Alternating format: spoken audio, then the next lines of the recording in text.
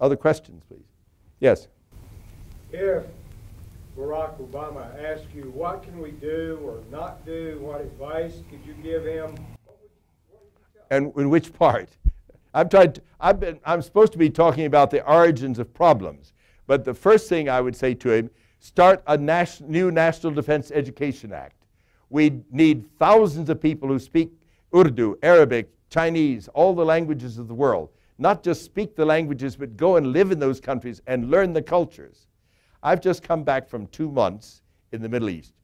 I stayed with 3 different families in Lebanon, one half Shia, half Roman Catholic, one Maronite Catholic, one Quaker. I went to Jordan, I stayed with 2 different families, both Muslim. I went to Ramallah, I stayed partly with the Quakers, partly with a Muslim. I went to Jerusalem, I stayed with a Jewish family. I went to Egypt, and in all those I stayed in the home as an uncle.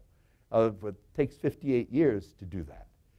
But I don't know of anybody that I know that has had that privilege.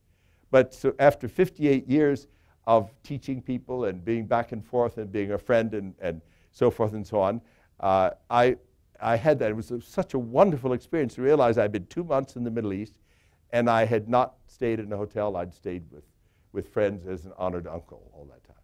And that's a very rare, and I wish thousands and millions of Americans had such experience.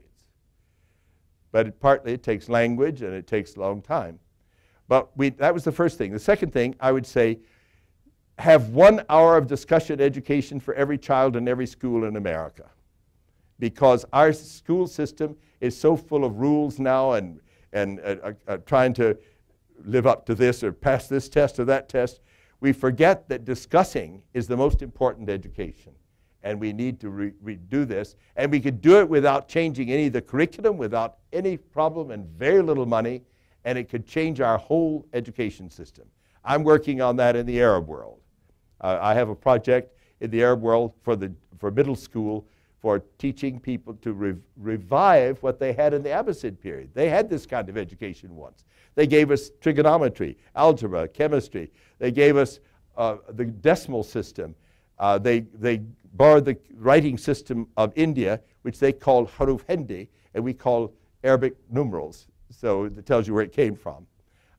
So they gave us a great deal. They were very creative, and every Arab will tell you how great we once were.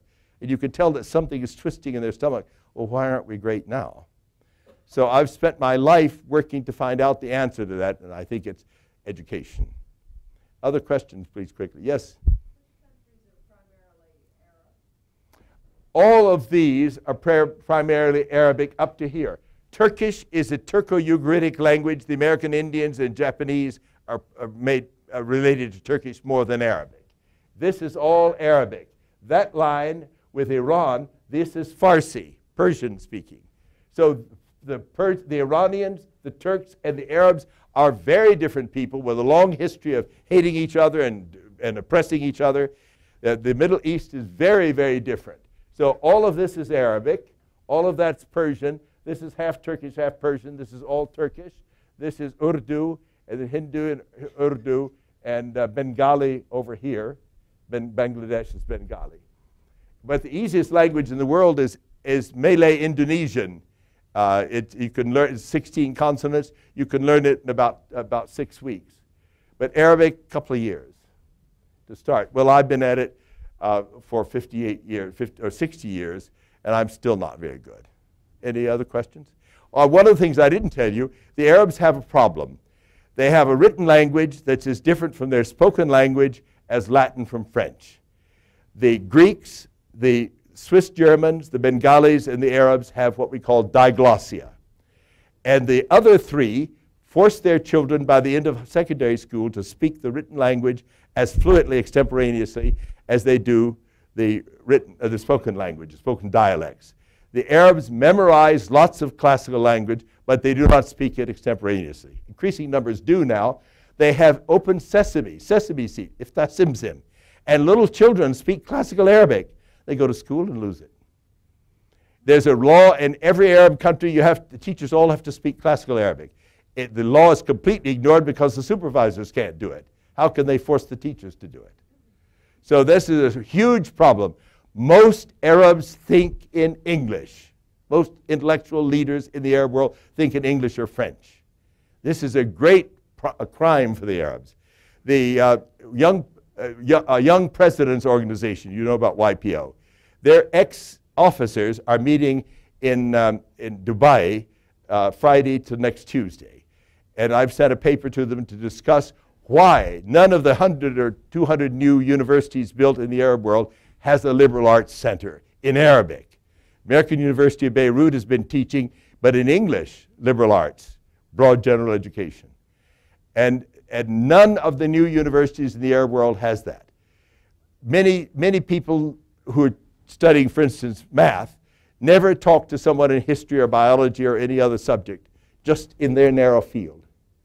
So this is a great problem in the Arab world, in the whole Middle East. Any other questions, please, quickly? I've answered everyone's question. Yes. No, good. On that map, what are the democracies? That's another problem. Why do we have to call it democracy? Let's say, what's interesting to you in democracy? Civil rights, human rights, freedom of speech, freedom of religion. What else? Freedom of education, an education that teaches you to think for yourself. All right, let's call it that. The Arabs for many centuries had a caliph who was all-powerful, but he wasn't all-powerful. He couldn't break the Sharia law, and there were a whole council of people called the ulama, the religious leaders, who were watching him to be sure he didn't break it. So he was not there were no dictators in the Muslim world until the 20th century, when military dictatorships became possible. So where are the most democratic in the Middle East? It depends on what you mean by democracy. Women and men are voting in both Jordan and Lebanon, in Egypt. In some ways, women have always kept their maiden name. They don't take their husband's name. But there are lots of differences. But there's not an awful, most of these countries have a very strong army. The army has no idea how to defend itself against another country. The army is part of the government's ability to control the people. Armies are used to fight their own people, not to fight neighbors. So that's a great problem in the Middle East. Other questions? Yes. This is the last one.